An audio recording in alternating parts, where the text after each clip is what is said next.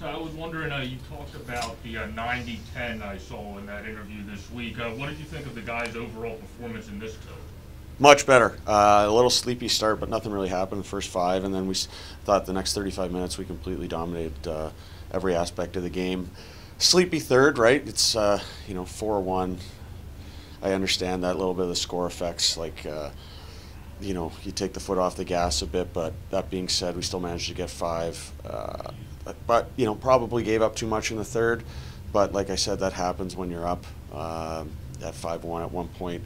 But overall, it's a good effort. I don't think we gave up much from a scoring chance perspective. So, it's always easier to take take some teachable moments from a victory than it is from a loss a lot of times. Exactly. Somebody I was wondering about that I just really like watching doing all the little things right is Braden Lowe, and he got a goal tonight in front of the net. Can you talk about his play early in the season this far?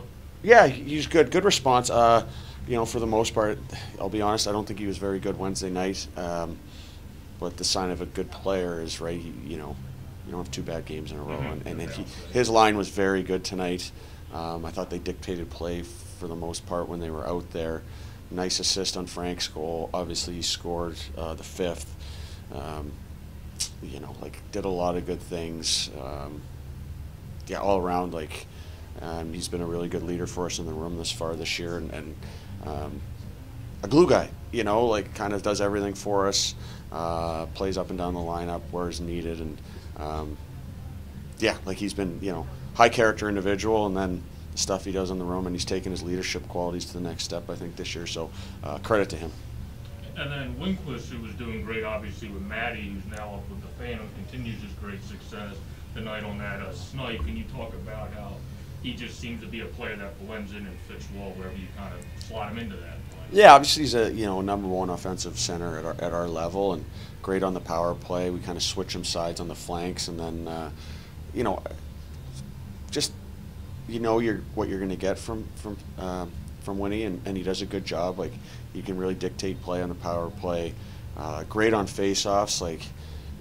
People might say, well, he's not great defensively, but you can put him out for a big D-zone draw because he's going to win a vast majority of them, so then he really doesn't even have to play in the D-zone because then we can break the puck out a lot easier. So he's been great for us, like a lot of the older guys. So. Now, what do you say to, I always see people when you look at the Twitter sphere, the Facebook sphere, when guys like Winquist are so good at passing, you see that snipe tonight, they don't realize just how good of his shot is because of the passing ability of the player. Can you speak to that a little bit? Yeah, obviously he's a pass-first mindset. I think there's a 1-2-on-1 in the second where he maybe forced one to Bakes where he was in a shooting situation, but we were joking to him, hey, don't forget you scored 43 in juniors one year, so he can score goals. He's good, like I said, on the power play in both spots because he's able to be a shooting threat from both sides of the ice, but he distributes pucks so well that it forces teams to back off because obviously they have to honor him distributing pucks, and then all of a sudden stuff opens up, and then maybe he's walking down for an open lane for a shot, if that makes sense. Yeah, that makes sense. And then a question I had about Pat is he stepped up huge for you guys, having to play since Carell went up to the Phantoms. I think he played, 12 games for Grand Rapids last year and already played 8 this year. What can you speak about how good he's done being put into that position? Yeah, he's a stud, one of the best goalies in the history of this league, right? And I know he wants the net, and as long as he's the guy going forward, and Usti's in Lehigh, and if he comes back, then we'll figure that out. But for me, what I like about Nags is his leadership qualities too. If you could put a letter on a goalie, I would. Let's put it that way. I definitely look at him as one of the parts of the leadership group.